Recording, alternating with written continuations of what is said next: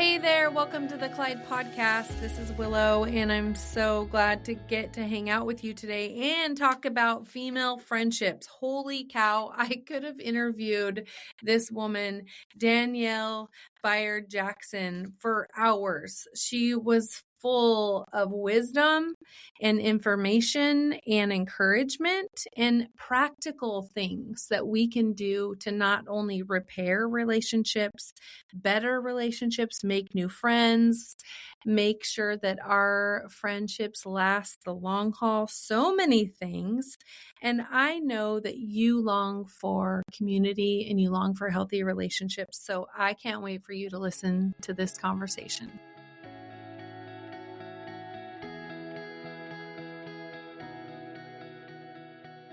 Danielle, I'm so excited to have you on the podcast today to talk about friendships. What a just important conversation that we need to have. Yeah, I'm so glad to be here, and any opportunity to talk about the complexities of our unique relationships is very exciting to me. So thank you for the invitation. Yeah, you've kind of become a guru on the topic of friendships. You're the director of Women's Relational Health Institute. You have a podcast called Friend Forward. You're often a guest on different news and TV shows talking about friendship. You're the author of Fighting for Our Friendships. And I thought, let's come out of the gate with why are friendships worth fighting for? Yeah, I think a lot of us know intellectually that they matter because they feel good, and sometimes it's just something that's hard to put into words.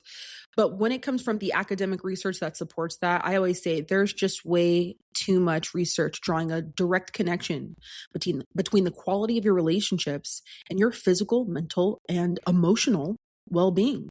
And so from everything from decreasing your risk of heart disease, which is the number one killer of women in America, it's decreasing that by 30%. Your longevity, your memory, decreasing chances for stroke and dementia. I mean, there are just so many things in which we'll see benefits for having quality friendships. And so I think that this should rise to the top of the conversations we're having the same way we're talking about professional development or our romantic interests. I think it's true. You said they just feel good. And I think we know that. I think we long for friendships. And yet a lot of us have experienced brokenness and woundedness in friendships. So, when you think about women listening who are like, man, friendships have kind of exhausted me or stolen from me or broken me in ways where I'm having a hard time trusting again, what's your best advice for them? I think that people might often find themselves discouraged from friendships due to having certain expectations broken, but it's because people are broken. And I hope that doesn't sound like a dismissive remark, but we are a broken people. And so there probably is a good chance that there's been somebody in your life who once played a very intimate role in your life who let you down in some way, because that's what people do. Now, I do think it could be something that, reading certain books and learning certain skills can kind of help you to start to know and clarify what to look for and how to show up, right? Because sometimes it's how we show up and the demands that we make. And if it's really severe, talking to a mental health professional to help you kind of gauge how to trust again when you're kind of scared of exercising and looking for and identifying safety again. But I totally acknowledge the depth of that kind of pain. But I do believe that the most critical mistake that a woman could make is to write off friendships because she's been hurt. Because many will find that often the source of their hurt is also the source of their healing. You mentioned expectations. Are we expecting too much in friendships, or what are reasonable, healthy expectations? That's a great question. I think one of the trickiest things about friendship is, unlike other relational contexts, like a employer-employee relationship or a monogamous romantic relationship, you kind of know what the terms and conditions are when you sign up. But for friendship, I mean, there's so much ambiguity. I often joke that sometimes we don't even know if we are friends. Like, you know that you went to coffee with her a couple times, but can you really call her a friend yet? So there's so much that we don't really know. And people are walking around with different definitions of what friendship is and what they believe friendship owes them. So I don't know how to tell you what you can reasonably expect, but I can tell you that the research says that women tend to have higher expectations than men of their close relationships, both platonic and romantic. The misstep I see here is that we often have higher expectations and they often go uncommunicated. That is the part where I see the biggest gap. And I struggle with that too. You know, I'm not walking around with my list of demands, but I think the issue is that for women specifically, we sometimes believe that we shouldn't have to say it because you should know. And if you were a good friend and if you knew me well, I wouldn't have to say it. So you being able to read my mind is evidence of our intimacy. And so there's a part of us that believes if I say the thing, then we're not really close if I have to say it because it should be obvious. And so I think when that kind of compounds the issue of having your needs go unmet. But I'll end with this. I know for me, I often say, I feel instant trust with women who tell me what they expect. And not like they're opening up their notes app and reading all the rules, but it's less guesswork. And I know you're giving me the data on how to love you well. So please tell me that certain phrases offend you. Please tell me that you like support in this kind of way. Because as a friend who cares, I would like that intel, right? So I think that that's something that we have to consistently grapple with. You talk a lot about how disagreement doesn't mean that disconnection. Disagreement doesn't mean disconnection. Talk to us about that. Yeah. So for women specifically, because that's my area of expertise is women's conflict and cooperation. Symmetry is something we really prioritize. And so sometimes when there is asymmetry, we might find ourselves questioning the friendship overall. We're questioning if it was ever really real. We're questioning all these things. And so I think we might have to be very intentional about holding space for there to be tension sometimes, friction, for her to see the world in a way that maybe I don't, especially if it's not in a way that's compromising, making me compromise my values and things like that. But the research finds that on the other side of healthy conflict, people report feeling closer to one another. And so I know that we like to use the word vulnerability, but I've noticed that a lot of us conjure up an image of like crying and talking about our like childhood trauma. And that counts too. But another thing that is very darn difficult and vulnerable is addressing an issue with somebody. There's the risk you're going to misunderstand me, that you're going to get mad, that you're going to go and tell our mutual friends, and now it's a whole thing at church. So that is risky too. But if we get it right, it actually functions to bring us closer to one another. So I think it's worth kind of looking at the positive sides as well. I absolutely believe that, and I've experienced that, and yet it always feels scary. I mean, I can even think of an example right now in my own life where, man, I probably should have a conversation with this person, but you're like, oh, exactly, all the things you listed. Is she going to go talk to so-and-so and so-and-so, and is it going to create more conflict? And you just kind of sweep it under the rug, but what does sweeping it under the rug do over time? Absolutely. And we often encourage women, like when I'm working with the client, we just look at things just factually. And we look at, okay, what are the pros and cons of addressing it? And the pros and cons of staying. And I mean, that feels like a very pedestrian exercise, but it is very revealing. And so perhaps the short-term benefit is you're avoiding being misunderstood or having someone mad at you. Sure. But I also see you fussing about it every day to your husband. I also see you being anxious whenever her name pops up when she texts you. I also see you starting to be a little passive aggressive and curt with your responses to her. And that's out of your character. I also see you talking about how it makes you feel, anxious, or you feel a little resentful during your hangouts. And so to me, that cost is too great. And I might as well bring it up in a loving way that continues to affirm the relationship to see if we can go there and bring it up as a win-win, because she'll either say, oh my gosh, I had no idea that disturbed you. Wow, thank you for telling me. And now I see, wow, I'm safer emotionally to tell her how I feel. or she will show me I am not safe to. And at that point, I have an opportunity to do with that data as I will. Yeah. And I love that too. I've always talked to my daughter about that. Like, you need to download the information that this friend is giving you. Like, Yes. if they weren't safe, if they didn't treat you well over time, download the information. Don't just keep experiencing it and not do anything with it. So let's talk. You mentioned healthy conflict.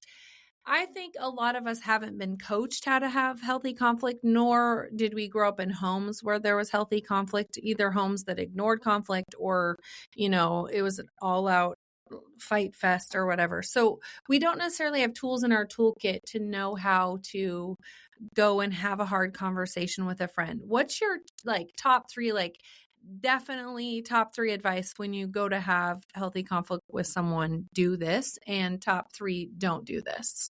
Yeah. So first, let me make sure we have a shared understanding, because I know when we hear certain words, people are thinking of different things in their mind, right? So for some of us, we hear the word conflict and our brain just thought of an image of one of the Real Housewives reunions where there's like cursing and table, and we're like, oh, I don't do conflict, And I simply mean there's two women who have their individual goals, preferences, and backgrounds. And at some point in the relationship, there's going to be a conflict of interest. Now we've got to get to the business of figuring out how we navigate this and moving forward. That's all I mean. And so healthy conflict is anything that's making the problem smaller. And we've heard this before. It's me and you against the problem. Unhealthy conflict is anything that's making the problem bigger. And it is harder to reconcile. So some healthy conflict things might be we're having a conversation and both parties get to voice their opinion, or people are taking ownership over how they contributed to the problem. Unhealthy is I'm talking to everybody else except for the person. I am delaying reconciliation by giving you the silent treatment because I want to punish you. We don't want to admit that, but I'm trying to hurt you a little bit because you hurt me. What are we doing here? So again, I love that you said some of us haven't had that modeled in the home. And I certainly don't want to position this as a bad guy thing. Sometimes we're just not equipped. When I was growing up in my home, we didn't really have a conversation around things. Sometimes my mom would just, and she meant well, but she would like type out or write out her issues and slide it under the door, and so then it's just tense in the house. And, we've definitely grown since then. And I love the way that my mom has grown and taught me how to grow. But, so I remember I was in college the first time a roommate came up to me and said, "Hey, I'm really sorry for what I said yesterday. That was not okay. And I just wanted you to know that I feel badly about that. I'm going to try to do better." It blew my mind. I'd never had anybody talk to me like that. And so you're right. I think it's a skill for sure that can be learned. But we have to ask ourselves if what I'm doing making things smaller or bigger.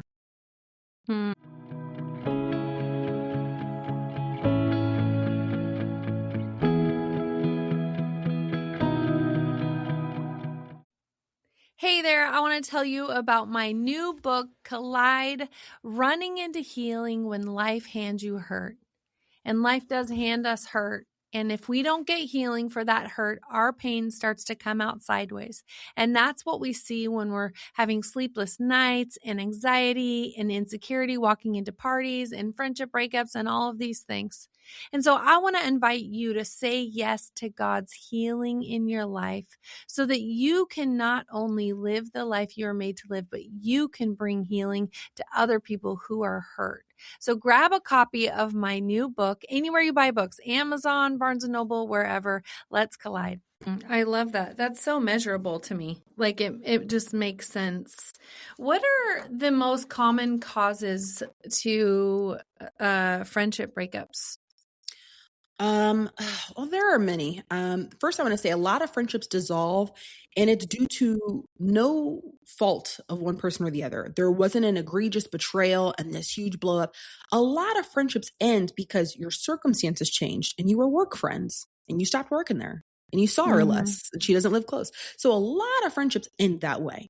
But when we're thinking about the ones that feel a little more explicit and sticky, one of the top complaints I hear is, I was the one doing all the work.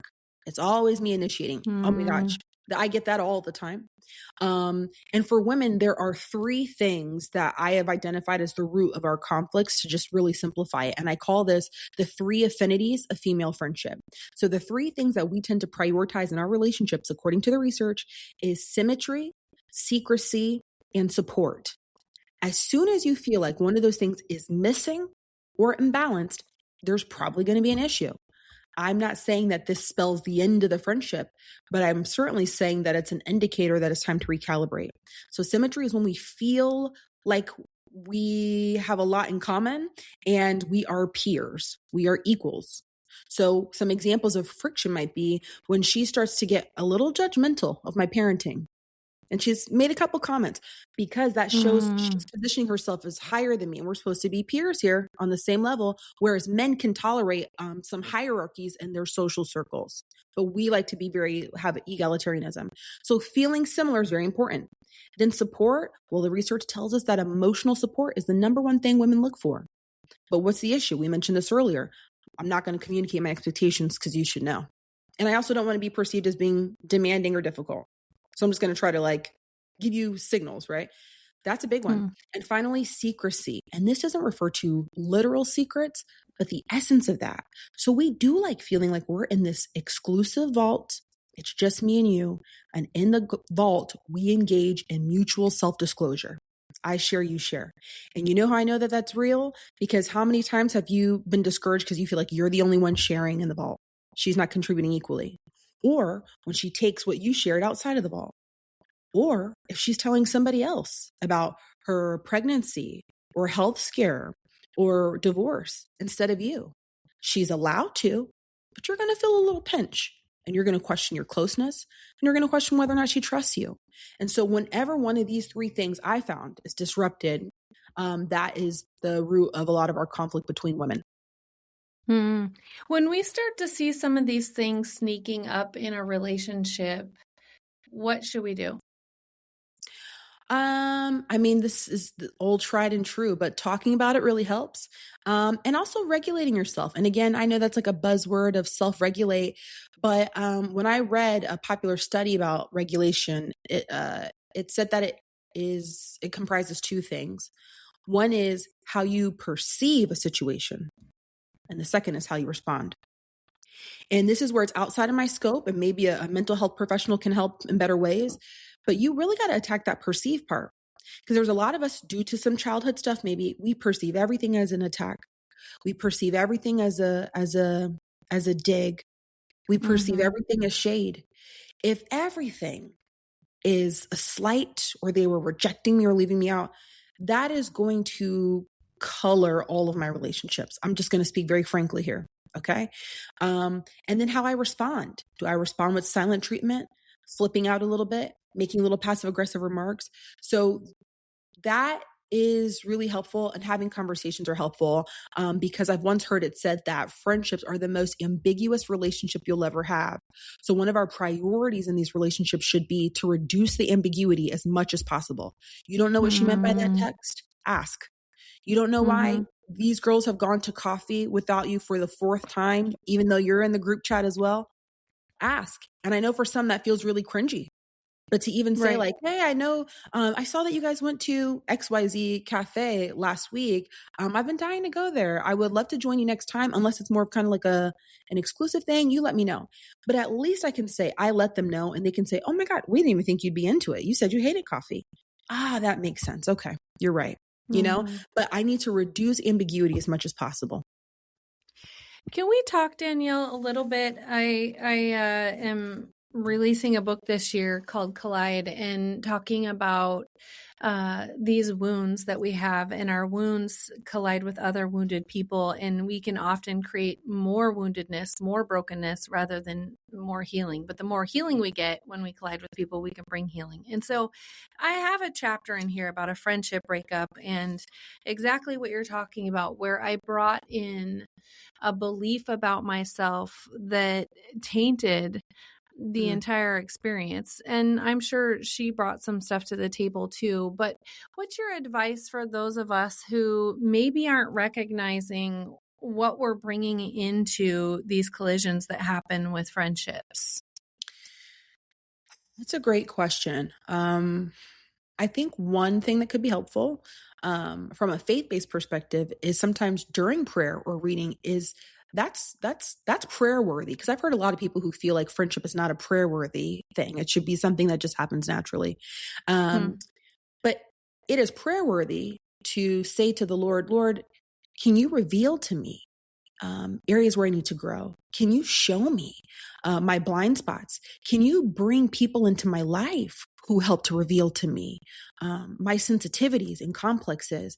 Because you're right, healing does happen in community. I know sometimes people like to say, "Well, I'm in my solo era because I need to go heal," but it happens among other people because things are brought out when we're kind of bumping up against each other, or they can reveal to me Hmm. my positives too. I've had friends speak life into me over things that I did not see in myself. And they're like, why are you talking down about yourself like that? And I didn't realize I was doing that. And so I think it's totally worthwhile to ask the Lord to reveal to you areas where you can like tend to your like friendship garden, and how he can bring in new things to plant into the friendship garden and entrust him with that. I think you could also ask people who know you well to give you some insights, and you have to have a little thick skin here, but you can ask people you trust, like, hey, what are my blind spots? Like, what is something that you feel like other people might be thinking, but not telling me?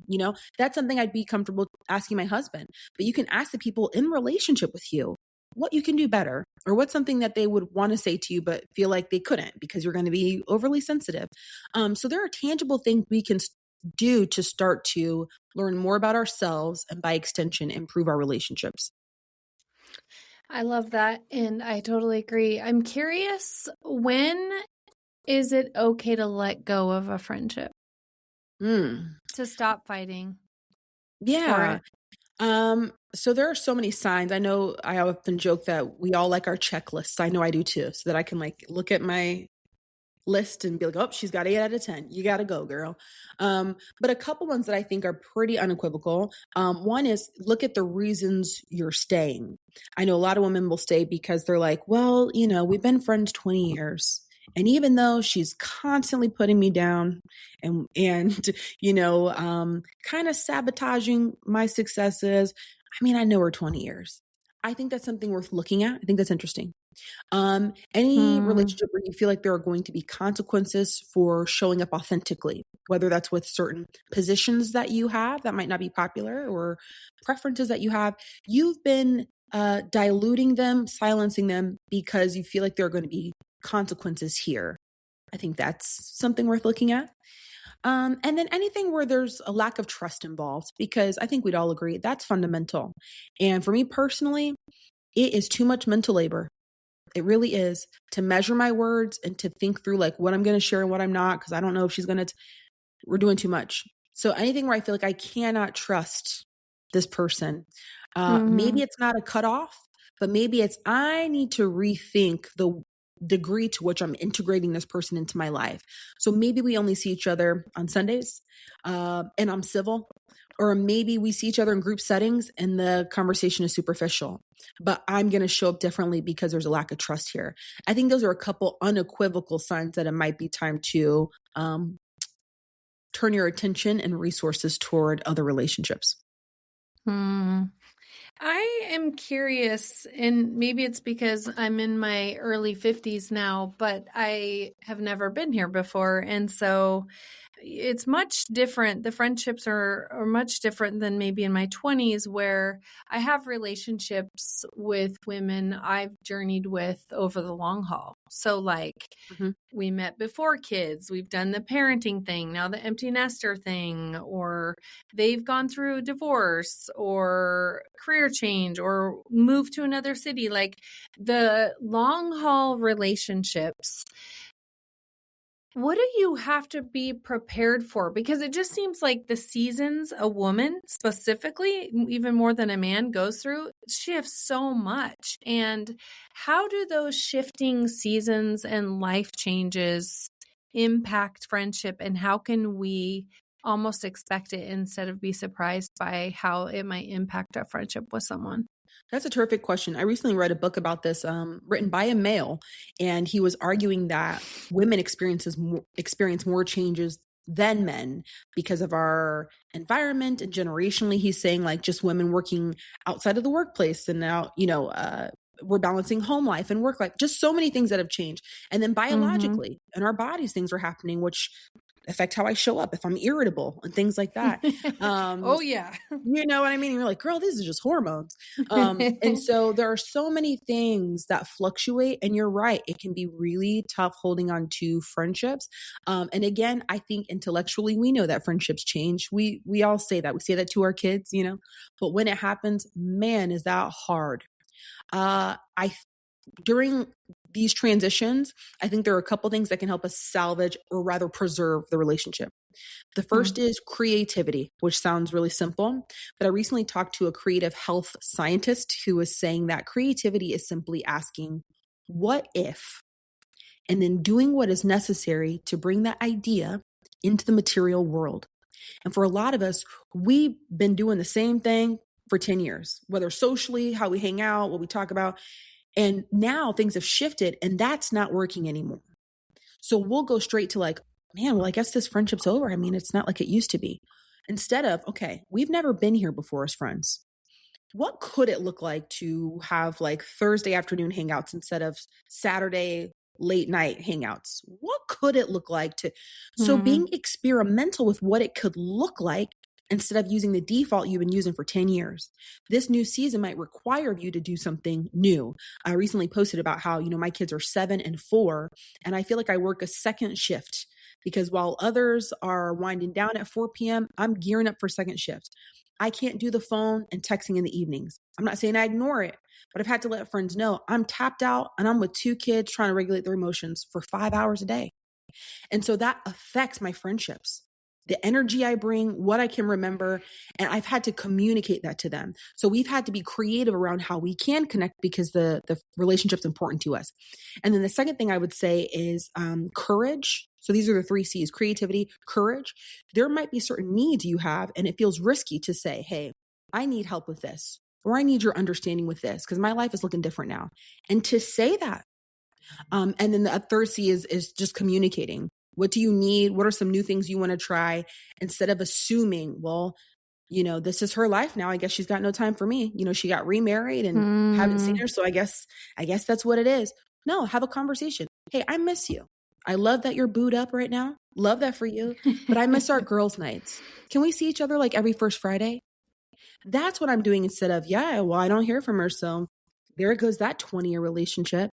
So I think just kind of being creative and communicative could be something that helps to preserve the relationships we value most. So much wisdom, Danielle. You're bringing up assumptions, the danger of assumptions. Tell us what those can do in relationship and how to even recognize, because I think a lot of times we are making assumptions and we don't even realize we are. Totally. Okay, so here's my theory on this. I don't know the research on this. My theory is that one, because we know each other so well as friends, we almost get less curious because it's like, oh, I know you. I know exactly why you said that. I know exactly what. And so it's like, maybe I don't. So I am operating according to the script that I've made for you. I haven't even invited you to the conversation. The second theory I have is that because they tend to say that women have this sixth sense, I assume you should just pick up on what's going on. Like as a woman, you should know. You should know, you know, and it's like, she doesn't know. And if you think about it, we don't do that in any other relational context. Like with your boss, you're having a performance review for them to communicate how you need to improve. With your husband, you have total permission to say, babe, I'm not feeling connected lately. Like, can we talk about this? With your kids, you're having a conversation. It is with friends where we expect that we should not have to say it. And it's just, to some extent, is not fair. And so I think a lot of us are walking around thinking we're doing a good job of offering support. None of us thinks we're doing an inadequate job. So you would have to communicate what you need because, and this is unsurprising, and I'll end with this, the research finds that people who ask for help are more likely to get help than people who don't ask. I mean, which is obvious, but if you have needs, but you're like, I'm not going to communicate them, it just doesn't make sense. I understand the fear, but it just doesn't make sense. Talk to us about the whole I'm too much, you're not enough sort of thing that goes back and forth between two friends, where maybe one friend is made to feel like they're too much because the other friend just has lower expectations of what they're looking for in a friendship. And so that friend feels like they're not enough to the friend who feels like they're too much. Like how do two people get out of that whole thing? Oh, I love you speaking to that. People don't, I haven't really heard that question much, but you're absolutely right. Yeah, it's so tricky because I think it goes back to us talking about how friendship itself is so just kind of elusive in terms of, or subjective, like what it is to different people and what you expect. So maybe to me, friendship is like, well, yeah, you check in every day, you talk about your life. And to others, their friendship goal is I want somebody to do things with. And I'm just trying to have a good time. I'm not trying to have a deep conversation all the time. So even what Mm-hmm. we're expecting out of friendship is different. And I often say this, and maybe it's not popular, or maybe it feels very sterile. And we want to talk about friendship in a fluffy way. But a lot of it is not about who you like, although you want to like your friends. But it's not just about finding people who like each other. It's also about compatibility and like our friendship styles. Because if I find that I really do like physically getting together in person, and this person is really okay with like memes every now and then, and that is her way of showing like I'm thinking about you. Look, I know that you would appreciate this. It's not enough for me and I'm dissatisfied. Well, first I'm going to try to mediate the gap by saying like, hey, I want to spend more time with you. Like I like weekend hangouts. And if they're like, yeah, I don't know, I'm so busy, I just, I can definitely text, but yeah, I can't get together a lot. I have a decision to make. I can either adjust my expectations, but if I find I'm growing resentful, I am dissatisfied, well, then I might need to look elsewhere, not cutting her off, but kind of supplementing that relationship with people who can get together in person. So sometimes it's not a matter of a lack of affection for one another, sometimes in spite of our history with one another, but it's our friendship style that's not allowing a certain flow and satisfaction.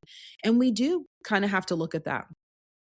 Is there a best friend myth, though? This kind of idea that we saw in movies and TV shows and whatever, like there's one person who's supposed to fulfill all of our sort of like friendship dreams rather than recognizing that everyone brings different things to the table? Yeah, so I love the best friend picture. I think it's really sweet. I do. The latest data shows that 40% of adults say that they don't have one. And I have seen ways in which even having one has been difficult for some people. So, not having one, but also having one. So, for example, if you have a best friend, I've seen in some situations where it can put a lot of pressure on the best friend because I want you to understand my difficulties in parenting and marriage and health and my interests and my hobbies. And keep falling short. And maybe it's because I need an array of people. So I understand it very like literally, like if you have 10 friends and this woman's the best one that you've got and that's your best friend, like that makes total sense. And I've even heard some people say that best friend is a tier for them. It's not a person. I like that imagery too. But the research supports something called relational diversity. And they find that people who have relational diversity are happier, healthier people. So this means the people who are your gym friend, your church friend, your work friend, that woman is happier and healthier than the woman who only has the church friends or the gym friends, because you have a lot of different needs. And so you need relationships that satisfy a lot of different social roles. And so if you are happening to get a lot of needs met through one person, there's nothing wrong with that. I think that's great. But I also think that if you don't have that and you yearn for that, focus instead on how you can get your needs met through the collective. So do I have a place to go where I'm just like belly laughing? Do I have a place to go where I can speak about my spiritual needs and strongholds, and this person just gets it? Do I have a woman who just kind of shares my interests and we can geek out about this very niche thing?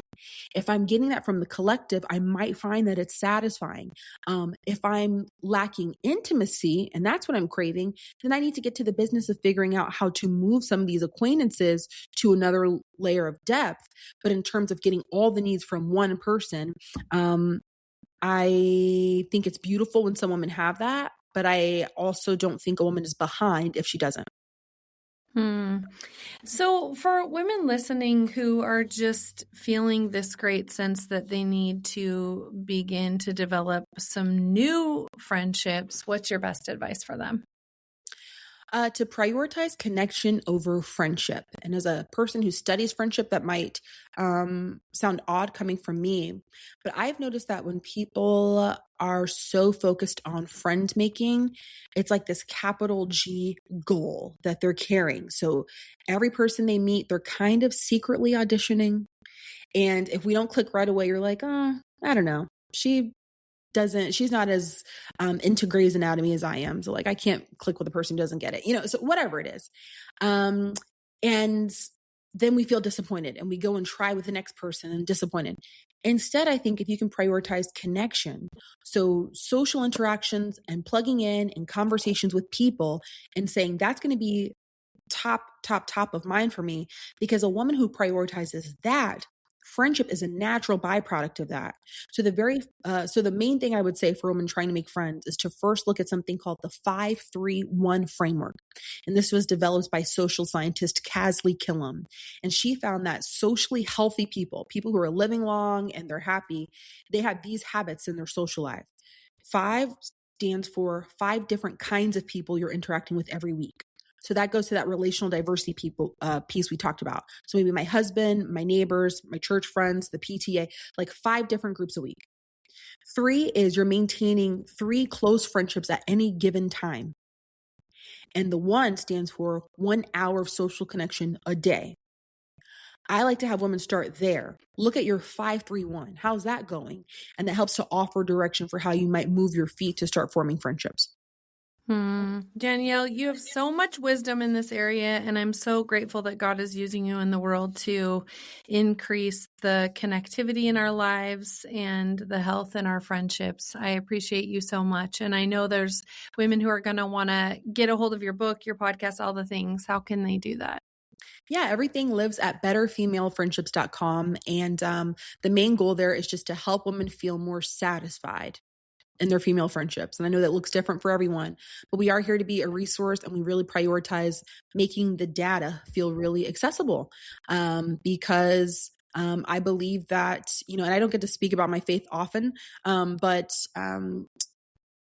I do believe that is God's goal for us is community, like to be connected to his people.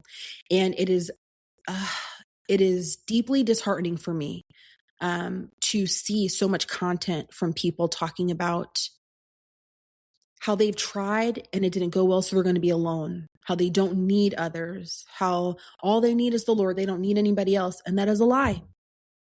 And yes, all you need is Jesus, but you need his people. And so I understand the hurt, but there are so many beautiful things in community and relationship. And I would just encourage the woman who feels defeated, who feels behind, who feels unlovable. I would encourage her to pray about the Lord making her heart tender and open to relationships with his people, because it's worth it. Good word. Thank you so much, Danielle, for being with us today. Thank you so much for having me.